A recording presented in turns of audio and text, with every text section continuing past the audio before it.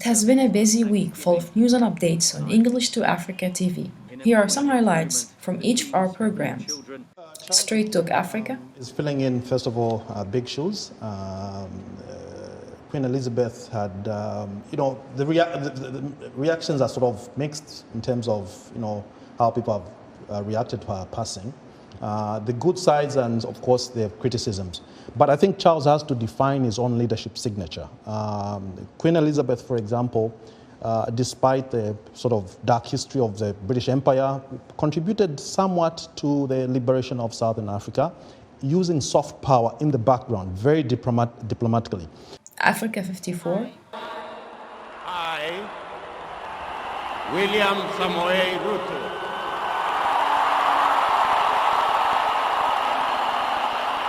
in full realization of the high calling I assume as President of Kenya. So he was having a discussion about increasing our saving from the current 7% of GDP to a lot more, because as he was quoting scripture and saying a good man leaves an inheritance to his children's children. And he says right now the inheritance we're leaving our children's children is debt. Red Carpet was first drafted by the Oakland Raiders in 2011 as a young 22-year-old right out of college. 8 years later, after playing with multiple teams, including the Chargers and the Cardinals, he hung up his football shoes for the microphone. He says that even though he enjoyed his time as a football player, his dream since childhood was to be a musician. And finally, on healthy living. From corn to bananas, all the produce grown in this farm is organic.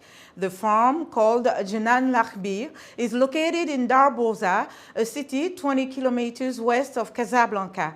It was created in 2003 by Fatouma Benabdembi Jarari, a former sociologist who switched to organic farming. Take a look.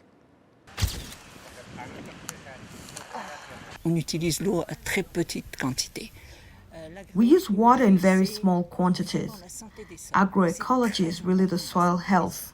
It's important. We haven't paid much attention to the soil, even though soils are the basis of everything, and therefore soil health cannot be achieved without fertilizer. And this and more has been happening this week on English to Africa TV. That was Angie Omar for voaafrica.com.